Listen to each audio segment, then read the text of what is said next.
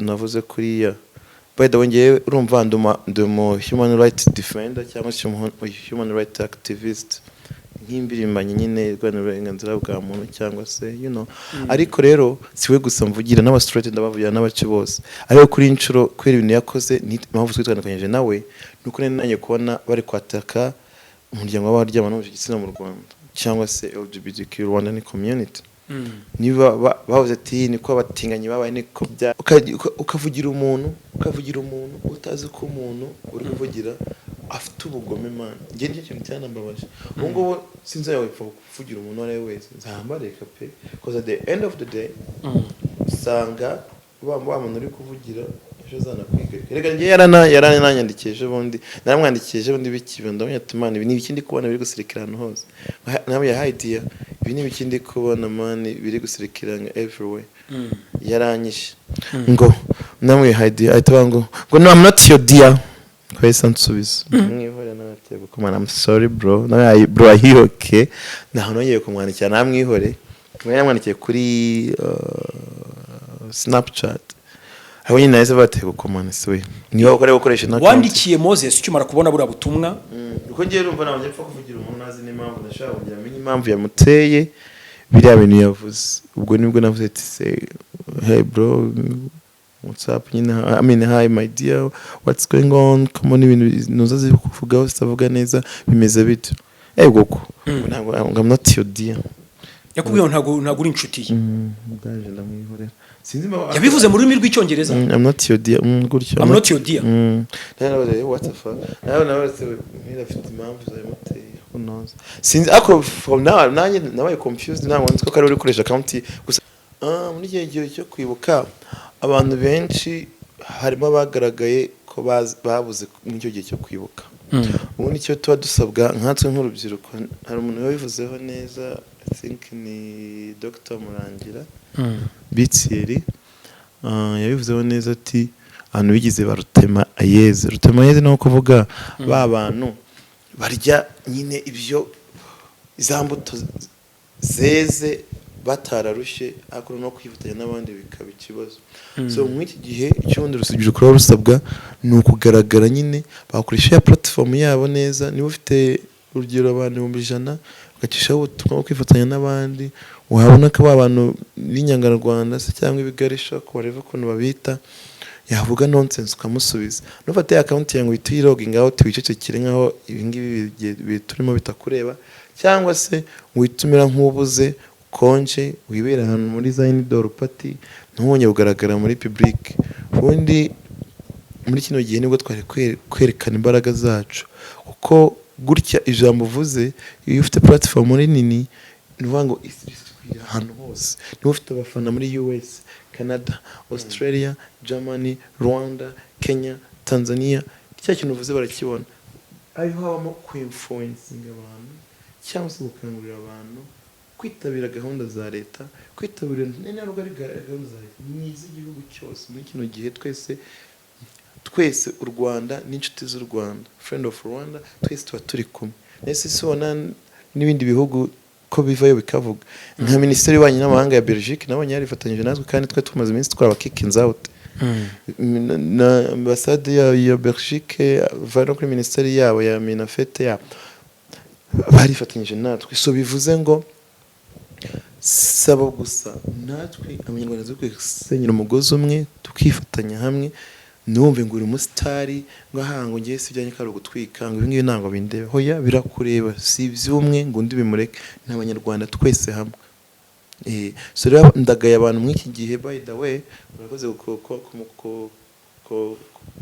kuzana iyo topic hari benshi bagiye babura bagiye gutwika muri za Uganda hanze y'ibihugu bitandukanye hari benshi bagiye bagenda nataza kurondora amazina gusa bigaye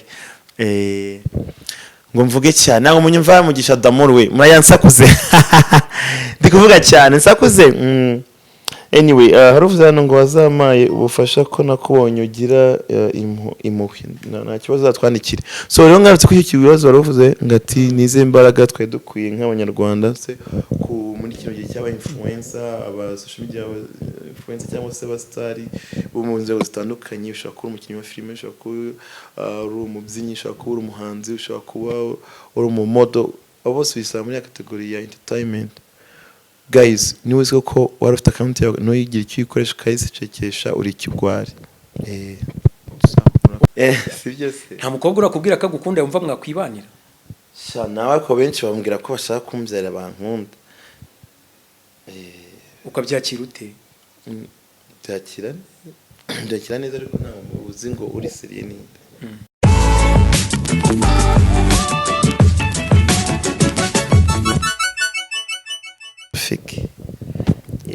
reka tubasuhuze ubwo n'abakurikiye Eric Semuhungu ni kuri YouTube channel ye by'umwihariko abakurikiye Iris TV by'umwihariko kandi n'umuryango mugari ubwo tubashimire mwese tugiye kubana ni nyuma yuko twe tumaze n'ubundi gihe tutamukoresha ibiganiro tutamubona ari muri traffic ni jam nyine ni ibiro rategura ni mu tubari dutandukanye bars restaurant ndetse n'ama hotels ni Eric Semuhungu turamwakiriye Eric karibu kuri Iris TV karibu n'abakunzi bawe ariko ubwo ni kuri Eric Semuhungu ni YouTube channel yawe niho utangira ibyishimo waherukaga live ryari mu kwa gatanu nza mu Rwanda nibwo nari kwikoresha umwaka ushize umwaka urugoro rurangiye warushize kwa gatanu umwaka warushize ya ubwo ni na anniversary yawe umaze mu Rwanda ugarutse nk'umunyamerika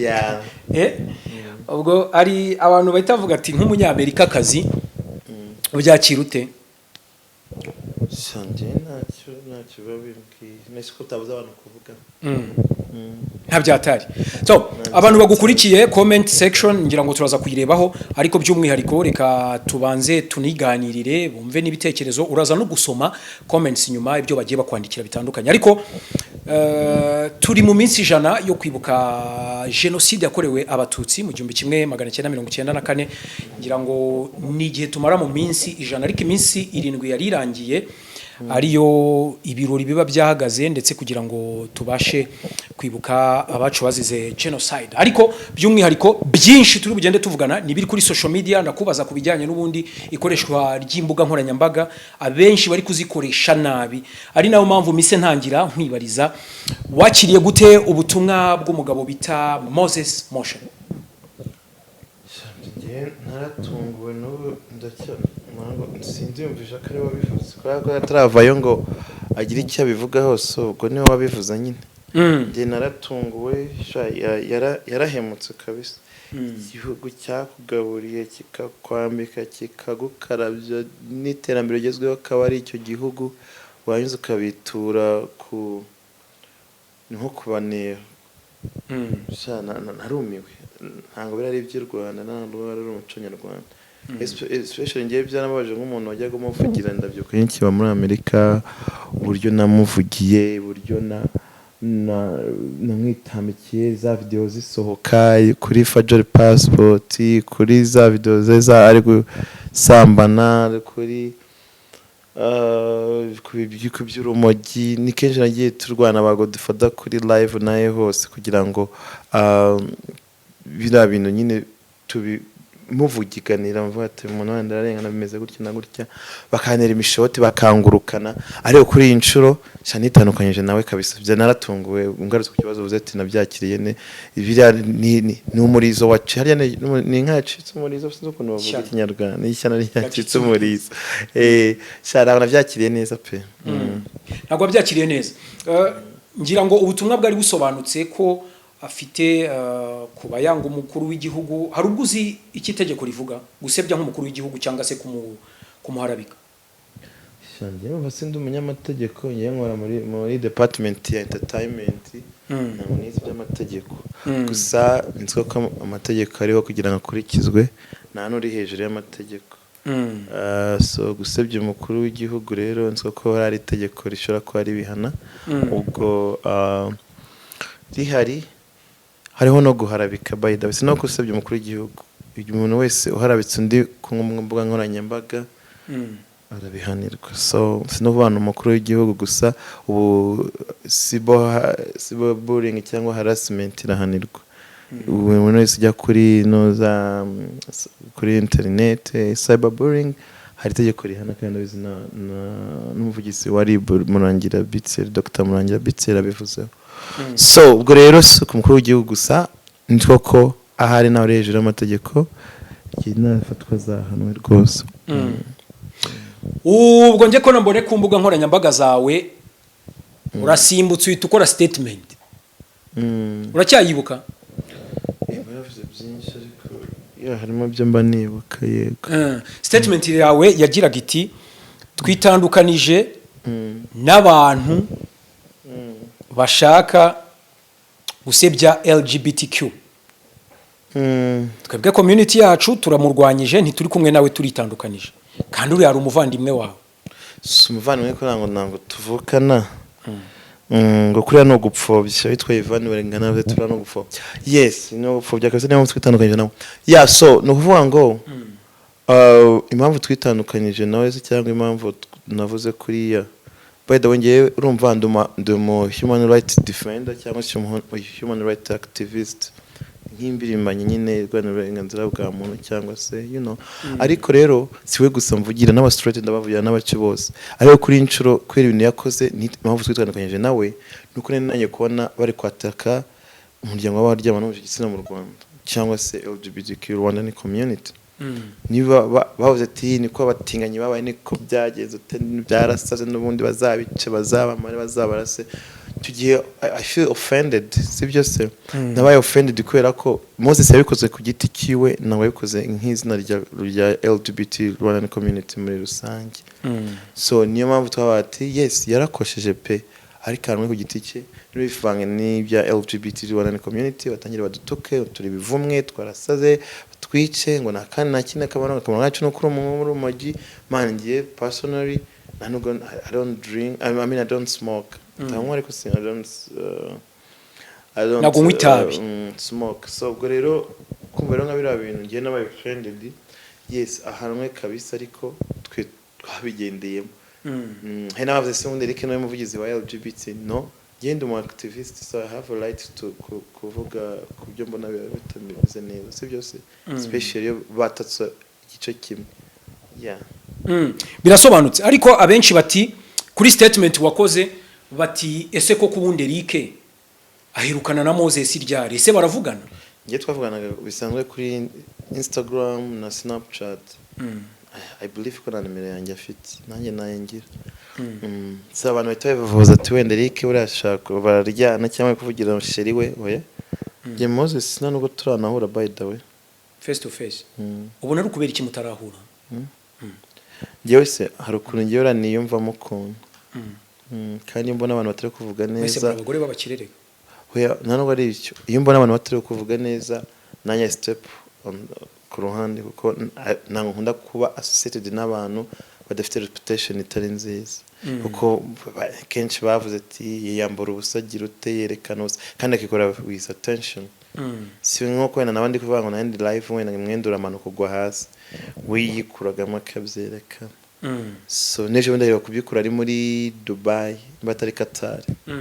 Ari yambura akavana imyenda akifotora akabiposting. Ese ubibona uteri so sinzi bari gutwika cyangwa kubona utangiye kuzima ugashaka gutwika ariko ngiye biriya ntango mbishyigikiye. Dore ngewe akavideo kanye kize kujyanze ari n'ibintu tutashatse ko byanze ari ibintu nyine mushiti wacu ya to betrains akabishyiraho depression iranyica ngaho ibibazo none ari byo nifotora ngiye ngashyira ubwo ibyo bintu bibara gute. That's crazy for real. Ako kavideo rumeze ute bashyize hanze? Nshaka kubigarukaho nangariyo depression tazi nangariyo topic. Abenshi rero bati Moses abikoze kugira ngo abone ubwene gihugu bwa leta zunze ubumwe za Amerika. Igana ngiye babivuze n'undi muntu gutekereje ku kigiye nibibona sene bakafite event muri May muri Amerika. Nabati niba bino binatabikoze kubera ko ashaka asylum akaba ashaka kugira agende hari biri kumuvugaho cyangwa se akaba yaranagiye akaba ari kugira ngo avuge uko rega nk'ubwira ubango kugira Amerika igwa asylum nuko bareba proof ibizibiti byerekana ko umuntu arahigwa arashakishwa cyangwa yaratotejwe cyagiriwe nabi. So ibyo bintu rero iyo hari proof ziri ku ma website runaka atandukanye nibyo bazamukira bagira icyo for America, BBC World Service, whatever, BBC whatever, binyamakuru New Times whatever, ibyo byose mwandikaho ni proof yo kwereka immigration cyangwa se USCIS yo muri Amerika asaba asylum. Gusa kibagiza neza ko nuri hariya bashobora kumuzana anytime. Ababonye byaba Prince Kids. So anytime hari icyo wakora cyose Interpol ishobora kugarura. Ari urugero rugero natanze ambwira abantu mu myaka 9 nari maze muri Amerika. Se abantu bava ngo baba baragezeyo. Iyo nza kubona umwanzi w'igihugu se cyangwa nabo Rwanda mba ndi he. You know? Wari gutahaye. Nari gutahaye. So ari ko Aikeri banavuze ko ufite n'ubwene gihugu bwa South Africa, ufite n'ubwa Amerika n'ubwo Rwanda. Abantu bose bavuga ibyo bashaka ariko ko nta muntu umwe ubuzi lifestyle bibayeho, niyo mpamvu abantu bavuga ibyo bashaka. Yewe ubwene gihugu mfite n'ubwo Rwanda bwonye. Ari kintu uvuze permanent resident. Gusa nyine icyo cyangwa kubwira nyine kugira neza ukabisanga imbere wajya nawe ukabisanga imbere. So uriya ashobora kugira gutya no Trump ari muri office biragoye kubona asylum nk'iki gihe. Kamushyira kuri next flight. Harakana ariko ka asylum uri kuvuga nagaki. Asylum no gusaba ubuhunzi nyine cyangwa ubuhungiro muri mu gihugu wagiye mu asylum seeker cyangwa se saba refugee status yo kuguma mu gihugu wari wagiyemo. So impamvu nyine navuze gutyo kuri Moses ngashobora kuba gusaba ubuhungiro nuko ushobora kuba afite visa ya muri Amerika wenda kakibona wenda na business zitagenda neza. Nanga ariko ahora yambika ibyamamare kandi nubwo ariko ahora yambika abayobozi kuko ni ibintu bizaho rimwe na rimwe. So ubwo rero ugasanga byahita yabaterekanye nko muri lifestyle yanjye hanze, noneho wenda nzabona akazi muri company runaka zikomeye. So rero ni muri urwo rwego nyine nari nkubwiye gutyo. Birasobanutse ngira ngo abenshi bacekaga cyangwa se bibazaga niba koko yabagiye muri Amerika, bumva ko bishobora kuba binagoye niba Trump koko ashobora kuba yanabagarura. Nabonye bitoroshye nabo muri Mexique bari kubasubizayo ndetse ubwo nabandi bose badafite ibyangombwa. Ikintu noneho kijyanye nuko afite event nicyo cyatuma avuga ko kuva ku myaka 6 yatangiye kwanga umukuru w'igihugu ndetse akanga inkotanyi muri rusange. Inkotanyi zivuze iki kuri Eric ubundi? Inkotanyi se urumva inkotanyi zivuze iki kuri njyewe? Kuri Eric personally uravuga nk'umu activist nyine human rights zawo ngiye twari abantu bari bameze nabi ari kwicwa bagira ute twabita nk'ari bacunguzi bacu ko ari bo batumye tugera hano ku uyu munsi wa none kubera inkotanyi. By the way na point yari yuko yarwaniye igihugu. Sinzi bara ibyo bona amafoto yayigiye byiza no kumara igihe kinini kuri profile yanjye. So ngarutse rero icyo uvuze inkotanyi ivuze cyo kuri njyewe. Bahoboje igihugu mu gihe abari bakibaga bari batugejeje habi bari kutwica. Itembere tugezeho no kubera RPF of course ko neri ku butegetsi. So inkotanyi n'ubuzima. Nangara bica. Ubona harimo abenshi bashatse kuvuga bati harimo ingenga bitekerezo yo kuba yarwanya cyangwa se kucyana bivuze mu gihe cyo kwibuka turi muri ya minsi 7 kucya tabivuze mbere ngira ngo space wari uriho ba Godfather bati nubundi yari yaratinze byinshi cyane bavuze kuri ura munsi. Wakira gute kuba ibyo bintu koko yarabibitse urebye n'imikorere nubundi mwari muri kumwe muri LGBTQ ubwo ni community nubundi muhuriyemo. Wowe ubona imikorere cyangwa se n'imivugire n'ibyo yararimo cyase n'uburyo ya postingaga n'ibyo yakoraga byose wabona wabihuriza he n'ibyo yaba yakoze? Sano kuvuga ngo nyine afite urwango mu maraso cyangwa mu mutima we afite urwango. Kuko iyo bya LGBT nangari ya mutumye ni ku giti cye nongera kumvuga umuvuge nka Moses ukwe nangari LGBT ya mutumye. Rubanga yari afite urwango nyine yatangiranye iyo imyaka 6 yari afite. Ubundi se umwana w'imyaka 6 amenya gute ko sarengana? Ugomba kubanza ukabitekereza. Sina 15 wenda ngo utanye guca Kenya. Imyaka 6 urumva afite ubugome muri we. First of all harimo ubugome, harimo ni pfobya kuko mukuki se atabivuze mbere akabivuga mu iki gihe n'icyunamo kitararangira. Naye minsi 7 itararangira. Kukire bwo yibutse kubivuga. So nwango afite urwango muri we. Cyangwa se yatojwe n'ababyeyi be, cyangwa se yavukanye. Regaruko nuvukana n'umutima mubi cyangwa ubugome. Ese nta bana uzi barwana akaba yakwicana mugenzi we akiri mutoya kamukubita nk'iwe akabara mwaje. So nawe rero nuko nabivuga afite urwango muri we cyangwa se akaba ari nyine ari bwa bugoma kora ku babyeyi bisinubisha papa wese yari suspect muri nosa muri genocide yakorewe abatutsi 1994. So niwe yari suspect akaba yarafunzweho nubwo numvisha muri statement bavuga ko bageze bakamufunga ngo yakoze yanga se. So undi wakoze yanga se urumva yakunda abandi gute? Byo nabyo bakwiye kubitekereza. Ngo yakunze se ruka munye sotse muri gereza ngo ngo yakoze yanga se. So urumva urwango rwiwe n'urwa kera biragoye. Yeah. So utarakunze se umubyara abandi se bakunda mugenzi wawe. Habunye kinangaza n'ukuntu yazi nawe z'abo bantu yambikaga yagenda akifotorezaho yashinyitse kumba ashishikanye ubugome muri we. Bivuze ngo iyo bamuhona ubushobozi ari kugira uwo akomeretse cyangwa akagira uti icyo gihe. Yewe ako nyine ibuye ryagaga niba ari kisha isuka. Buriya yaragaragaye. Muri comment section ngira ngo umuntu kuri space mwakoze yaranditse ati hari Bob Marley ngira ngo bamuteze urukweto rurimo kanseri ararwambara kugeza ubwo imwica. Umuntu ashyiraho comment aravuga ati ariko iyo binashoboka uriya muntu wari ufite urwango rumeze uku yari kuba mu mashati muri iyo myenda yose yatangaga ajya mu bantu yambikaga yari gushyiramo n'imiti cyangwa se n'izindi virus. Ibyo bintu urabona bikora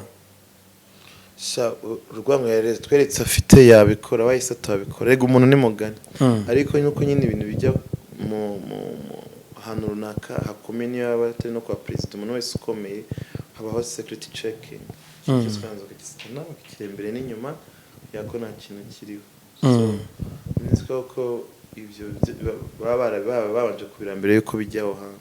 So atari no ku mukuru w'igihugu ahantu hose hari umuntu ukomeye nyine abantu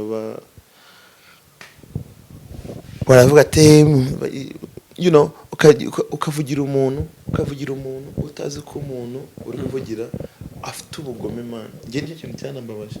Ubwo sinzi yawe kuvugira umuntu ari wese nzambareka pe because at the end of the day usanga wa muntu uri kuvugira ejo zana kwiga. Rega ngiye yarananyandikije bundi naramwandikije bundi bikibe ndabonye tumana ibi n'ibikindi kubona biri gusirikirana hose.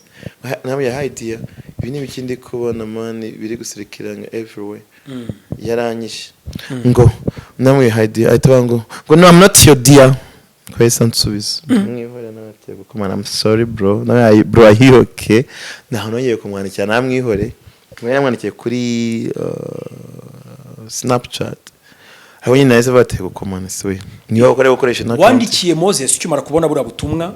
Uko ngiye urumva nabanje pfa kuvugira umuntu nazi n'impamvu ndashaka kugira amenye impamvu yamuteye biriya bintu yavuze. Ubwo nibwo navuze ati say hey bro what's up nyine I mean hi my dear what's going on come on ibintu nuzazi kuvugaho sitavuga neza bimeze bito. Goko ntabwo I'm not your dear. Yakubwiye ntabwo uri inshuti ye. Ndaje ndamwihorera. Yabivuze mu rurimi rw'icyongereza. I'm not your dear. Gutyo. I'm not your dear. What the fuck? Nawe afite impamvu zayimuteye. Who knows? Since ako from now nabaye confused ntabwo nzi ko kari uri gukoresha account gusa nyuma nongeye kubona yanditse ngo emergency ngo mbari ngo troops on my door ngo mbari ngo my security guards shot and dead. So I was confused, you know. Umunaragoye n'ibyo ndi gukora. Yarari kubishyira kuri Snapchat icyo gihe. Kandi uko natari ibintu biri uploaded ari ibintu bifatiwe aho kanya. So like story ivuye muri camera raw na story of capturing ngahita wandikaho biba bitandukanye. Urumva udahombye inshuti? Hoya?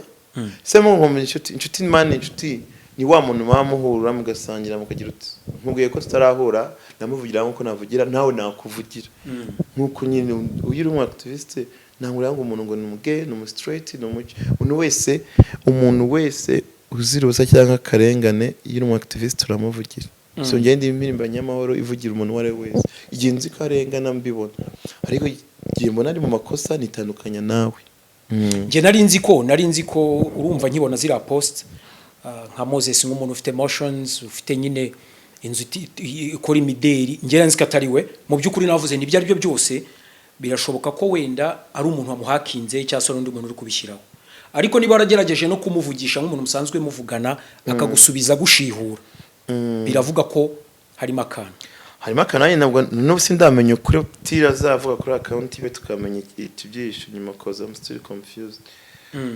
Guys, abantu muri comment umufite ikibazo yandike hano kugira ngo ataza kugira ngo nango turabasubiza turi live ushobora kwandika ubutumwa bwawe mukabucisha hano tugatumena abantu muri turi kumwe.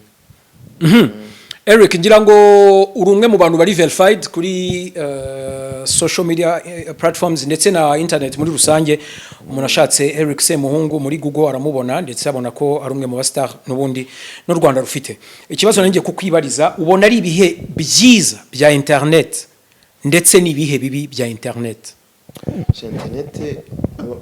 ibyiza byayo muri iki gihe ushobora kuyikoraho marketing ushobora kuyamamarizaho ibintu bitandukanye ariyo marketing ushobora kwitamutsaho ubutumwa inshuti zawe zikabona mu buryo bwihuse ibyo nibyo byiza ushobora kudaherukana n'umushuti wawe cyangwa utari kwandi wandikaga envelope ukayohereza igatinda kugerayo ushobora kwandikira umuntu kano kanya akahita abibona akagusubiza ku giciro kiri hasi cyangwa se cyoroheje ibyo ni byiza byayo ibibi byayo abantu bayikoresha bari kutwika bavuga amagambo asebanya batwika mu buryo ngo bazi ngo bari kugira bamenyekane bavuga ibitari byiza ibyo nibyo bibi byayo ngo ishobora kugukirisha ishobora no gukinisha ishobora no gufungisha ishobora no kwicaza heza so biterwa n'uburyo wayitwayeho cyangwa se n'uburyo uri kuyikoresha.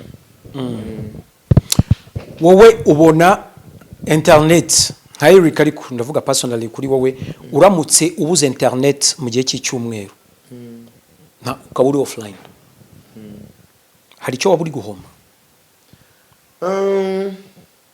Hano witwa Wizeyimana Françoise ati nawe ndagukunda Françoise nyibuze icyo naba ndi guhomba se ni iki ni byinshi kubera ko ariho nkorera kugira ngo hosting ahantu kandi koko ukorera online kugira ngo hosting ahantu nuko mbamamariza ayo ma advertising kugira ngo brand ambassador nuko namamariza abantu nk'ubu mw'iminsi ndi brand ambassador wa Kwizera wa art furniture ikora ku Gisozi bakora ibintu by'ibitanda amameza tubati magaridrobe nibiki so icyo nshaka kubwira rero nyine nkanjye nyibuze mu cyumweru akazi kenshi kaba kari gupfa kuko abantu bamemba cyangwa tusabakama akazi kubera hari byo ndaza gushyira kuri ya platform yanjye nkabona abantu baza aho hantu cyangwa mu buryo bwa advertisement so ubwo rero nyibuze hari byinshi byapfa. Ubucuruzi bwawe busanzwe ubucuruzi bwanjye busanzwe buhe ere gukorera online oya bambi je namba wakorera online gute kandi uri kuri tele niko tele wayigezeho ubwo impamvu rembi kubajije no kugira ngo tujye tugerageza kugenda duhugura dukebura urubyiruko muri rusange ariko by'umwihariko turi mu minsi 100 yo kwibuka genocide yakorewe abatutsi mu 1994 ese nk'abastar murasabwa kwitwara gute by'umwihariko tubona nyine mu postinga nk'aba brand ambassadors tubona mwatsindiye akazi contracts mwasinye mu postinga amafoto yo gutwika nkuko ari kubivuga kugira ngo social media hashyuhe murasabwa kwitwara gute ndagira ngo tugende duhugura urubyiruko ndetse n'abandi bastar muri rusange. Muri gihe cyo kwibuka abantu benshi harimo bagaragaye ko babuze mu gihe cyo kwibuka ubundi cyo tuba dusabwa nkatwe nk'urubyiruko hari umuntu wabivuzeho neza I think ni Dr Murangira Bitsieri yabivuzeho neza ati abantu bigize barutema ayeze no kuvuga ba bantu barya nyine ibyo za mbuto zeze batararushye ariko no kwifatanya n'abandi bikaba ikibazo. So muri iki gihe icyundi urubyiruko ruba rusabwa ni ukugaragara nyine bakoresha ya platform yabo neza. Niba ufite urugero abantu 100 ugacishaho ubutumwa bwo kwifatanya n'abandi, wahabona ko abantu b'inyangarwanda se cyangwa ibigarisha ko bareva ukuntu babita, yavuga nonsense ukamusubiza. Nufate account yangu uhita uyiloginga out wicecekere nkaho ibingibi turimo bitakureba, cyangwa se witumira nk'ubuze konje wibera ahantu muri za indoor party ntuwonye ugaragara muri public. Ubundi muri kino gihe nibwo twari kwerekana imbaraga zacu, kuko gutya ijambo uvuze iyo ufite platform nini nuvuga ngo isirikira ahantu hose. Niba ufite abafana muri US, Canada, Australia, Germany, Rwanda, Kenya, Tanzania, cya kintu uvuze barakibona. Ayo habamo ku-influencing abantu cyangwa se gukangurira abantu kwitabira gahunda za leta, kwitabira n'inarwa ari gahunda za leta n'iz'igihugu cyose. Muri kino gihe twese u Rwanda n'inshuti z'u Rwanda, friend of Rwanda, twese tuba turi kumwe. Nese sibona n'ibindi bihugu ko bivayo bikavuga nka Minisiteri y'Ububanyi n'Amahanga ya Belgique nabonye yarifatanyije natwe, kandi twe tumaze iminsi twaba kickings out na ambassade ya Belgique vano kuri ministeri yabo ya Minafete ya barifatanyije natwe. So bivuze ngo saba gusa natwe abanyarwanda zo kwisenyera umugozi umwe tukifatanya hamwe. Numve ngo uri umusitari ngo ahango ngiye sibyanyi karo gutwika ngo ibingibi ntango bindebe, hoya birakureba, si iby'umwe ngo undi bimureke. N'abanyarwanda twese hamwe. So rero ndagaye abantu muri iki gihe, by the way, urakoze kuzana iyo topic. Hari benshi bagiye babura, bagiye gutwika muri za Uganda, hanze ibihugu bitandukanye. Hari benshi bagiye bagenda, nataza kurondora amazina gusa bigaye. Ngo mvuge cyane naho munyumva mugisha Damur we murayansakuze ndi kuvuga cyane nsakuze. Anyway, haruvuze hano ngo wazamaye ubufasha ko nakubonye ugira impuhwe, nta kibazo zatwandikire. So rero ngarutse ko icyo kibazo waruvuze ngati nize imbaraga twe dukwiye nk'abanyarwanda se ku muri kino gihe cy'aba influencer, aba social media influencer cyangwa se abastari bo mu nzego zitandukanye. Ushaka kuba umukinnyi wa filime, ushaka kuba uri umubyinnyi, ushaka kuba uri umuhanzi, ushaka kuba uri umumodel, abo bose bisaba muri kategori ya entertainment. Guys, niwe uzi ko wari ufite account yawe ntuyigira icyo uyikoresha ukayisecekesha uri ikigwari. Agaruka nkareba ko bazuvuye he, waba udafite impamvu yumvikana nkaba nkubitsa ahantu kugira ngo nsobanurire icyabujyanye cyari iki. Yari impamvu ko ifatika, yari motif ifatika yo kuba wasohoka, especially nk'abantu baba bafite izina rizwi. Dia wajya ugaruka tukareba, kandi n'abantu binjiji bagenda bagera bakajya n'abapostinga no kuri Snapchat bari kurya show. Watse muri kino gihe man, in 7 days za mbere man, none atari na nyuma ya ntubashe no kwihangana. So rero I don't know, sinzi man, abantu ngiye ngira ngo get umuntu aragoye, umuntu ni mugari gusa nyine abantu ngamije nababwira iki twabya bisubireho nyine. Bisubireho. Ubutumwa bwiza burasobanutse. Ariko Eric, nanone tutarajya kure ngo dutandukire tuve kuri yo topic turi kuvuga, ngira ngo nandi guchecking accounts za Moses mbonye asa nuri kuvuga ngo agiye kuvuga uko intambara yatangiye, ngira ngo asa nusobanura nyine, ariko ubwo ni post ni Instagram, ngira ngo video kano kanya ze yego oya se urimo kubera ngira ngo ni ashika hari kuvuga ngo uburyo ngo byatangiye hari mbonye ari no gupostinga ngo show ya Amerika ituro, niba ari ituro rya Amerika, ituro rya Amerika ngo sold out. Ngo rero ego sinabwiye ngo abanza shora ko yavuze bari muri Amerika. Rero bitumye mita nshaka kukubaza nubundi kubijyanye n'imyambaro. Kuba yavuze kuriya urakeka ko imyambaro ye igiye gukomeza gutera imbere cyangwa cyane locally irasubira inyuma? Terekana bari muri Amerika ntese hano mu Rwanda izagurwa n'abandi. Terekana n'undi ko n'abanyarwanda benshi banayiguraga, imana irahenda imyenda igurwa n'abanyamahanga, ahubwo iyo connection yari afite yarakwiye no kwiyubahisha. Kuko najya kubona ngo John Legend araje, ndi mwambitse ni motion, ngo minister runaka cyangwa ambassadeur runaka uvuye mu bindi bihugu araje, ndi mwambitse ni motion. Hakwiye kubahisha iyo nozi iyo opportunity yari afite cyangwa se iryo soko yari afite abandi badafite ndetse niba ukora Made in Rwanda wenyine hari benshi bazikora man. Ngo ni kuri uretse gato ngo kuri nishimiye Eric Semungu uburyo ngo asubizanye ikinyabupfura no kuba yumva ibintu uko naho abanenga u Rwanda n'abanyarwanda bafite ikibazo gikomeye nakunze uburyo usobanutse rekana n'injiji. Thank you buri gihe TV witwa Françoise nitwa Damour bashaka nimero yanjye muze munyandikira Instagram ndayibaha ati if someone want to text you privately how can he or she do it. Kuri Instagram nta kibazo reka dukomeze hano ikibazo bambaje hano ngo cyamaze ngo kukibyinambara tangi mu mwanya turaza kujya tujya muri comment zanyu ngende mbasubize mugende mwandika ibibazo uburyo mudukunda byose anze kubireba turebe uko bimeze.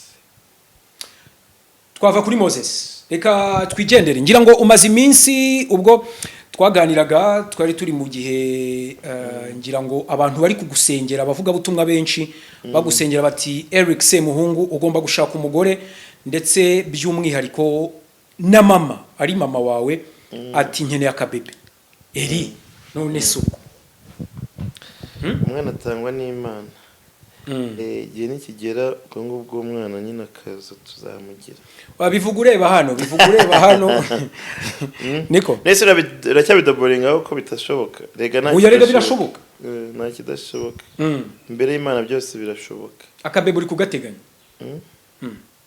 ndamuteganya ariko ntawe ndabona uwo tuzamubyarana mwana ndamuteganya n'amasengesho azabikora nk'iminsi aramusengera yitwa Savas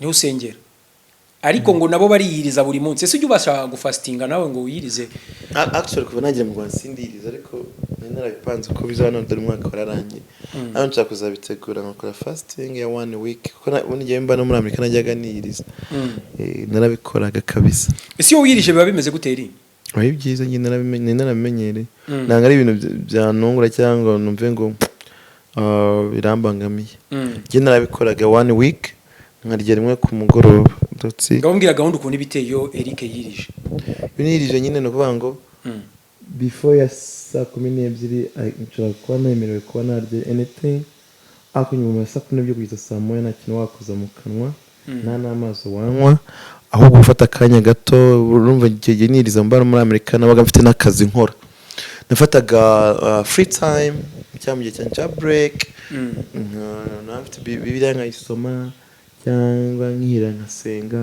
cyangwa umva indirimbo za gospel na sex baho na gutukana mbese icyo gihe wigomwa bya bintu byose ukunda nakunywa inzoga nuvuga ngo ni wowe n'Imana noneho niba ari n'abandi bagusubiza inyuma bagushaka gusura cyashobora kuza urabyirinda noneho mwanya najyana niyiriza mfite nambana na my loved one wanjye 2016 na 7 gutyo icyo gihe yarabizi ko imugenda nabaga ndi kwiriza na sex naki nanone anigiye batwigira bitabaho cyo kurara mu cyumba cyawe nanye umwaka mu cyumba cyandi mu cyumba cye uri mu masengesho rega nakwibuka bagufite bibiri yuri mu ma live ariko ufite na bibiri nasenga byatari kabisa none se hari ikintu bisukomoza ngo wibuza ibintu ukunda ariko uranavuga uti nta bya sex ukasaba bashaka guhakanira umugabo wawe. Yes nuko kwimana yo mwijwe nambeshye Imana yarabizi byagendaga gute nyabaga bizi Eric aramasengesho yaramasengesho ibyo binango bibaho cyo cyumweru cyose ntacyo wamumanyaga nukuri kwimana abazungu ko badapfa kwemerara dia mbwanye nango yemeraga byo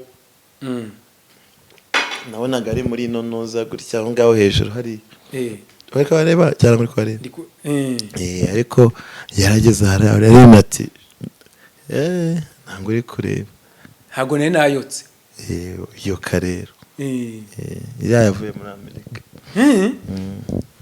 oyas nukuri kwimana yo mwijuru ukarenye iyo iriya biri mu mitungo akuye muri Amerika niyo mugabo wanjye yaguze muri noza hano reka tube tuharetse hari utaza kugira na emotion ukanabira hoya nawe nyirira wa strong than what you think niko aha sheruka mu wakanira ukamubwira uti reka kandi muri fasting nta kintu ndi bukumarire byaraga nk'itegeko arabizi yabaga bizi yo sheri burya ukunda gusenga ndagusenga cyane nuko wenda ngeraho nkagwa ariko gusenga byo ndabikunda nk'abantu baguciraho iteka kutajya usenga wababwira iki abantu batucira iteka rega buri muntu useka ari buri muntu n'umutwaro we bahora bareka nese ko natari hano kugira ngo nshimishe rubanda ni hano kugira nishimishe abo nababwira iki se cyose ndi mu rusengero urumva abantu bazi ngo ejo warasenze ejo ndi mu rusengero urumva gusenga nanga ari byo bintu uvuga buri munsi ngo urashyira bari baragira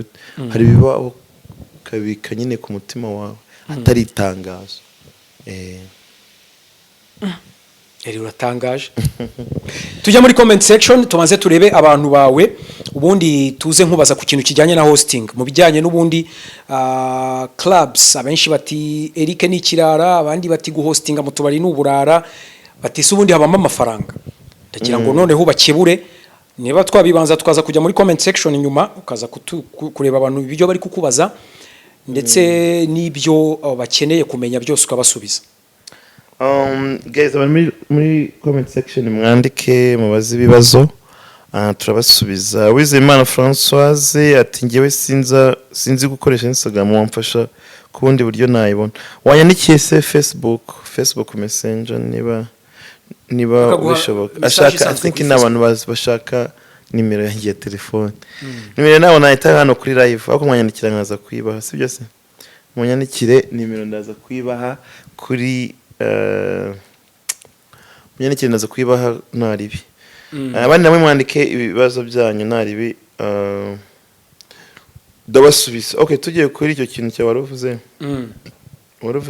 ngo hosting ibintu byo guhostinga se ibyo guhostinga nanga ari uburara burya akazi kose kareka ariko mu gihe ari wo muri muntu suko ntabwo agakora kose agaki murimo akazi kose gute ugakora hosting ariko ugakora nako kandi mu rusengero baba bako nyine ubuzima bw'isi utabuvanga n'ubuzima bwa gikristo so niko bavuga ati utawasinze ngo wanyweye ibintu nk'ibyo nawe babyumva nyine mu rusengero se ubundi ari inzoga wazireka njya nzireka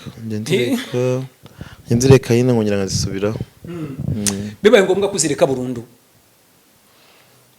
byashoboka mo gake ariko pana burundu igihe banaziveho burundu ariko ngira nkazisubira basize nk'iki kubwinda nini ngo kubwinda yakunaniye ngo byanditse muri Bibiliya kubwinda yakunaniye cyakuri kubwingeso sinzi hari ukuntu byanditsemo anyway njewe reka tujye muri comments tuanze turebe niba batari bagira ibyo bakubaza ngira ngo ubwo turaza kubikwibariza twe turaza kubikwibariza ese ubundi Eric umaze umwaka i Kigali akantu nibagiwe na nge nakubajije nta muntu urabengukwa uvuga utuyu yaba umukunzi wanjye kuko heruka gukundana n'abanyamerika abanyarwanda abanyafrika urabazize iki nuko batari seri eri bitumye n'ubundi ngira amatsiko uti bari kugusengera kugeza ubu kuva muri Amerika wambwiye kuri singo ikiganiro twakoze ukigera mu Rwanda nyirango wambwiye kuri singo by'umwihariko ariko nanone naka kanya urambwiye uti mu rusengero bari kudusengera bari kunsengera kugira ngo nshake umukobwa sonderi sonderiki urengeje huti niba ari n'ugukunda ngiryo yerekwa ritambutse sibyo se nta mukobwa urakubwira ko agukunda yumva mwakwibanira sha nawe ko benshi bambwira ko bashaka kumbyara bankunda ukabyakira ute byakira neza ariko ntabwo uzi ngo uri seriye ninde isonderi waretse bakakubyarira nyenda cyamutegereje ari kubivuga no kubishyira mu bikorwa ababishyira mu bikorwa bari umwe kwijana ubumva ubundi mu bishireke se mugumva amafaranga so ushaka umuntu uzaza zingo yamna wowe mwana yamwifuzaga nanjye ndamushaka then bikabaho ataravango mwana uramushaka ndamushaka ushaka kubeho wabyara iseri wibaniraga n'umugabo wawe ubu uremera neza weremeranya n'umutima wawe ko wabasha kwibanira n'umugore mu nzu mukabana niyo bafite icyumba cye nawe ufite icyawe wabyemera cyangwa mukanararana sha kubera Imana bizemera naho kuri nge nyine mba numva ari inzozi wumva bitajya mu bikorwa ariko nyine kubera Imana njye I believe in God, nibyo nagezeho byose ni ukubera Imana nanga rero iminati cyangwa iki, ntabwo njye nemera mu myuka mibi cyangwa mu zindi mbaraga cyangwa evil spirit, gusa I believe ko byose bishoboka imbere y'Imana. So ubwo rero ngarutse ku kibazo cyawe, Imana imumaye umugore namwemera, ariko nyawe urumva nyine abantu bavuga barikoze yanze hazaba ubukwe bw'umudamu umukobwa tuzandusha imyaka 5 nyine binotinga ahantu bishire hari uzaba garisodoni ngaya nawe wazi ubwo bukwe nyine n'umuhungu n'umukobwa ereke se mu niko warike wabukora da Noseri hari ubwo urwaye ngo iki ndavuga nango ndwa mu myanya myibarukiro ntumeze neza rubwo intama yagukandagiye niko bize wa nyine ndi kuvuga iri ku mugore wamuzaniriye ahubwo ugira vuba. Okay. Ubu ngubu tugiye gufata iminsi 12 yo kwiyiriza dusenga. Imana ikora ibitangaza Erika ashake umugore. Okay. Ubumva wabyara nk'abana bangahe? Chaka 2. Abahungu 2 cyangwa abakobwa 2 cyangwa umuhungu n'umukobwa. Njyewe igitsina cyari cyose nta kibazo. Umwana wese kari umwana. Ariko bibaye byiza baba ari abahungu. Ko nibo bitangora kubarera. Management yabo. Ariko ubwo nayo bayita management ra? Kuba kopare waretse bareva. Hano hari umuntu wanditse ngo turakunda kandi turakwemera sana Eric. Gushaka nabyo ni ingenzi kandi no kugira umuryango birakwiye kandi Imana ibyumve no kuri buri wese ugukunda gusengera. Buri gihe TV niko yanditse arongera yandika ngo kubera Imana bizemera Imana ikumve kandi Imana irakumviza. Mana yanjye wumve amasengesho umuvandimwe uzi ukuntu ubyaye akana kabari akabogari sha umuntu wiyiriza no kuri Imana abana izabaguha. Thank you buri gihe TV. Yes, Imana izabama. Nabandi mwandike tuvuga ngo amina. Amen amen buri gihe TV. N'abandi bose mwandike ubutumwa bwanyu ndajya mbusoma. Turi live guys. Mwege muri ko bareba abantu 12 mujye mwandika ibintu byanyu ndajya mbibona nona. Kandi no live niranya try postinga. Yo disi baraguhanuriye. Ngo ndagaboga ngo nabisara umwana mwiza. Ngo wadanje. Ngiyewe mu minsi 12 ngiye kwiyiriza. Eric. Mbabarira nawe nushaka niwizira ariko usaba Imana ikintu ushaka koko. Niba ushaka abana. Eri ubyari. Ndabashaka rega buri kimwe n'igihe cyacyo buri gihe namo kiragera. Ariko Eri wakabariza ukiri mutoya ufite amafaranga ubundi hari ikintu wabuze. Ufite amafaranga, ufite abantu bagukunda, ufite Imana uriyiriza wabyaye. Cyangwa ugiye kuba nk'aba basore b'iki gihe, abasore benshi ngo bafite ubwoba bw'uko ngo sinashaka umugore ngo kubera ko azakurikiye ibintu tuzakora divorce tugabana amazu ibiki byose. Ese ko twabyakomeje kwandika na noteri yabinotarayizinze. Mine is mine, yours is yours. Ibyaye ni ibyanjye, ibyawe nawe ni ibyawe. Atabyaye ndo weto wango yego ko ngo namubyaye none ngo reka tugabane imito. Nubu twabana agomba koza ziko ibyo ari ibyinanye ibyanjye ari ibyanjye. Ubu ntabwo wavanga ntabwo byanjye man kugira ngo bino bintu bigereho I worked hard for it. Ubu ntabwo wasezerana ivangamutungo risesu. No kubera iki? Absolutely no. Kubera ko nyine ariko abana byo nibura wazabaha. Kandi ari abana banjye. Ari abanje twakoze na DNA nkamenya karabanye. Tagenda ryo kubanza ngo umuntu nguri kurerera umuntu kandi ndatari ni yawe. Neseri utambeshye ubu ngubu ntago wabyarana n'umuntu aje mu kabana nyuma y'umwaka akabyara. Sibyo? Wakwiye kujya gupimisha. Ntago wanakwizera umushinga. Hoya. Izereri niza abantu babanyacyaro. Diyangiye mwana wanjye twabanza twakujya gukora DNA. Ubwo se hari undi muntu baryamana kurana utabizi. Cyangwa yaraje anayitwite. Wakajya kamara nk'amezi 4 mu bana utarayimutera. Cecekere. Mbajyanye n'iby'ubujiji. Ubu hano tugeze kuri akabantu ubu ngo nabonye urukundo ni friend with benefit. Umuntu akoza ari cyagukurikiye. So you have to be mature enough. ifaranga rya Semuhungu riravuga Riravuga cyane. Cyane ariko. oya Ego.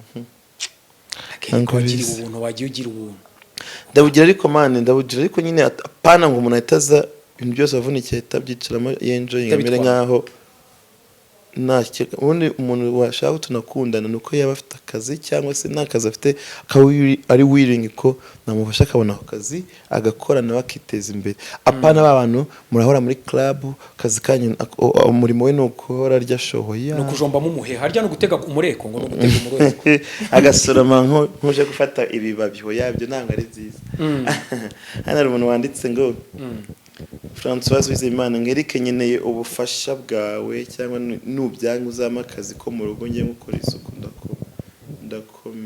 ndakomerewe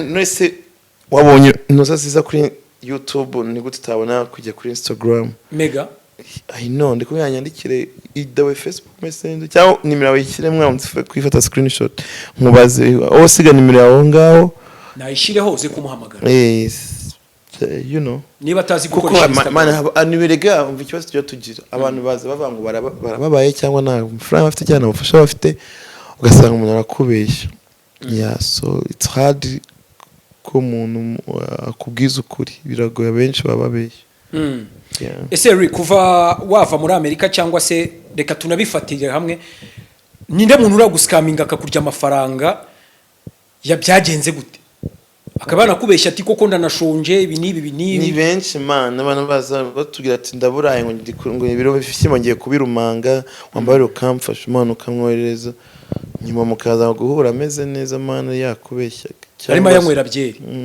cyangwa se umuntu nyine ukamufasha ibyo byose nubigendera ariko nyine abantu bari make none sibwo ntubumuhaye nk'icumi ndavuga umuntu wakuriye nk'ifaranga akagukubita nk'amadolari nk'amagana Semuhungu hari kera yego reka nayo ndi mu roko ubu ngubu ndi umuturage usanzwe warya saye ngayo ndayafite nayo mfite hari kera kurya amafaranga arenze amadolari gucunga bamaze kukwishyura amafaranga y'amazu y'ubukode ebana sabu ngubu ni umwe ku ijana mani nta muntu urakurya ngo ubabare